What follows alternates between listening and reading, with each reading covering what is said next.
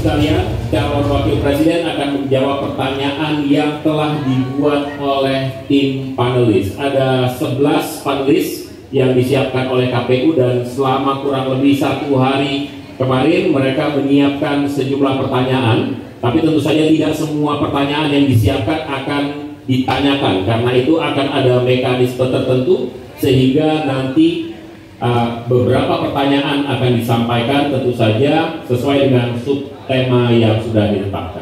Ya, dan untuk memastikan debat berlangsung adil, pertanyaan masing-masing subtema akan diundi. Dan untuk memulai segmen debat, berkenan para calon wakil presiden untuk naik ke atas panggung dan menempati podium masing-masing. Kami persilakan Bapak. Pak Muhaimin, Pak Gibran, Pak Mahfud, kami persilakan.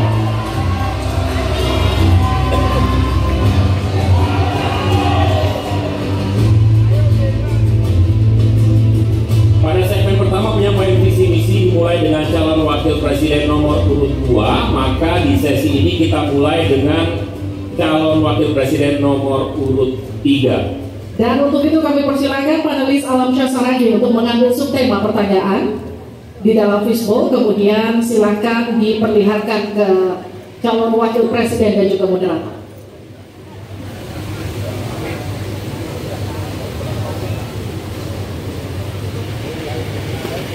Dimasukkan ke tempat yang kosong, tidak apa-apa Pak. Iya. Tarik saja biar cepat.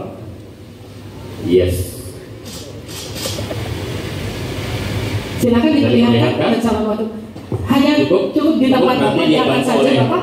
Baik, tolong dihadapkan ke kami Bapak. Ekonomi kerakyatan digital. Ekonomi kerakyatan digital. Oke. Kami akan undang kemudian Bapak Aditya Wardono untuk mengambil undian daftar pertanyaan dari fishbowl. Apakah A, B, atau C? Silakan dibuka Pak. Yes. C. Jadi ekonomi kerakyatan digital C. Kita akan buka amplop pertanyaan Bapak, masih disegel amplopnya.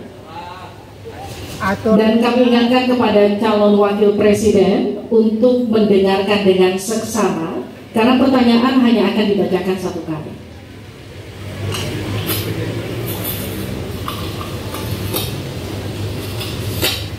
Pertanyaan untuk calon wakil presiden nomor urut 3, Bapak Mahfud MD, terkait ekonomi kerakyatan dan digital. Digitalisasi membuka akses pasar yang lebih luas, tetapi juga berpotensi merugikan usaha mitra dan konsumen melalui penyalahgunaan data digital. Pertanyaannya, bagaimana kebijakan paslon untuk mengatasi hal tersebut? Waktu untuk menjawab 2 menit, dimulai sejak Bapak menjawab. Kami persilakan. Baik, kalau kebijakan data digital yang terakhir ini kita sudah punya 2 undang-undang yang lalu, yaitu undang-undang PDP dan undang-undang ITE yang baru saja diresmikan. Tapi lebih dari itu, menurut saya digital atau ekonomi digital ini tidak bisa dihindarkan oleh siapapun.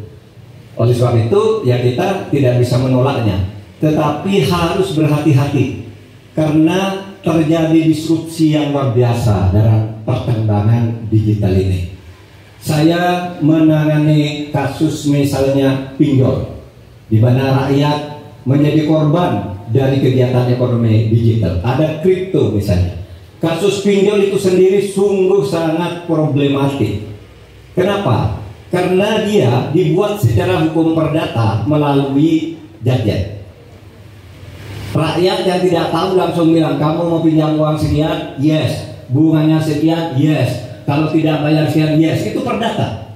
Dan itu banyak yang menjadi korban, banyak yang sampai bunuh diri. Ada seorang dari Semarang, seorang guru meminjam hanya 500.000, kemudian hutangnya menjadi 240 juta karena selalu bertambah bunganya.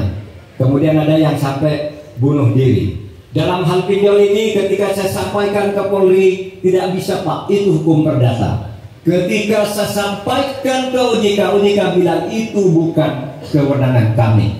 Itu bukan kewenangan kami karena mereka ilegal, tidak terdaftar. Berkali-kali saya panggil, kemudian saya undang dalam rapat bersama gabungan di Menko Polhukam. Kita nyatakan bahwa itu tindak pidana dan harus segera ditangkap. Itulah dalam sehari kemudian ditangkap 144 orang di hari itu juga. Sekian. Baik, tepat waktu. Selanjutnya kami berikan kesempatan kepada calon wakil presiden nomor urut 1 untuk memberikan tanggapan atas jawaban yang disampaikan oleh Pak Mahfud tadi. Silakan Pak Muhaimin, waktu Anda 1 menit. Ya, benar sekali bahwa antara perkembangan teknologi digital dengan kemampuan UMKM kita masih terjadi gap. Oleh karena itu harus ditindaklanjuti Pak Mahfud. Selain pemberantasan pinjaman online, judi online, ini pun masih harus diselesaikan lagi karena tidak komprehensif di dalam menangani ini, sehingga pinjol masih merajalela, judi online masih merajalela. Yang lebih penting dari itu Pak Mahfud, bahwa sebetulnya kemampuan untuk masuk pada dunia digital membutuhkan bantuan dari pemerintah untuk turun tangan. Menangani apa? Mulai dari literasi digital untuk UMKM, yang kedua membantu push pemasaran bagi keberlangsungan UMKM menghadapi persaingan yang sangat ketat. Di sisi yang lain, kita juga membutuhkan kapasitas teknologi kita supaya lebih bisa membantu, seperti kecepatan dari internet yang sedang ada di masyarakat kita masih sangat rendah. Baik, tenang.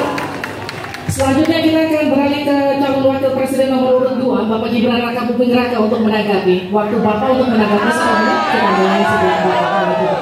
Terima kasih. Mungkin kita juga harus hati-hati selain pinjol dan judi online, kita juga harus hati-hati untuk masalah pencurian data. Untuk itu harus kita kuatkan cyber security dan cyber defense kita. Itu sudah kita lakukan di Solo Technopark ada sekolah cyber security. Dan yang perlu ditekankan lagi adalah bagaimana para e-commerce ini bisa comply dengan regulasi kita. Jadi sudah tidak ada lagi nanti ke depan yang namanya shadow banning, yang namanya price dumping, yang namanya barang-barang cross border yang membunuh UMKM kita. Kita ke depan harus melindungi UMKM, dan kita ingin sekali lagi, karena tadi Cak Imin bicara masalah literasi keuangan dan literasi digital, ke depan yang kita siapkan harus ada penguatan SDM, penguatan manusia digitalnya. Karena itu kita ingin anak-anak muda untuk ikut andil dalam hilirisasi digital yang akan kita canangkan sebentar lagi. Tenang. Saya hargai jika kita semua kooperatif. Terima kasih. Saya berikan kesempatan kepada Pak Mahfud kembali untuk memberikan tanggapan atas tanggapan dari jawaban Bapak yang sudah disampaikan oleh Pak Muhaimin dan Pak Gibran. Waktu Anda 1 menit untuk menanggapi, dimulai dari Bapak menyampaikannya. Alhamdulillah, apa yang diusulkan, ditambahkan oleh Cak Imin dan Mas Gibran itu sudah ada di visi misi kami semuanya. Tinggal baca itu. Misalnya kalau bicara infrastruktur agar bisa merata tapi aman, kadang-kadang kita bicara infrastruktur itu hanya jembatan, rumah, gedung dan sebagainya. Padahal ada 3 infrastruktur yang harus dibangun.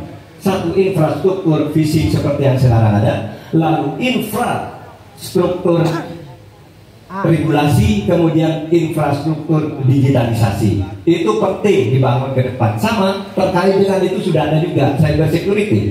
Bahkan saya sendiri yang memimpin rapat di Menko Polhukam dengan memanggil pihak-pihak yang terkait dengan tugas-tugas ini agar cyber security ke depan ditegakkan dengan sebaik-baiknya agar kita tidak selalu kecolongan.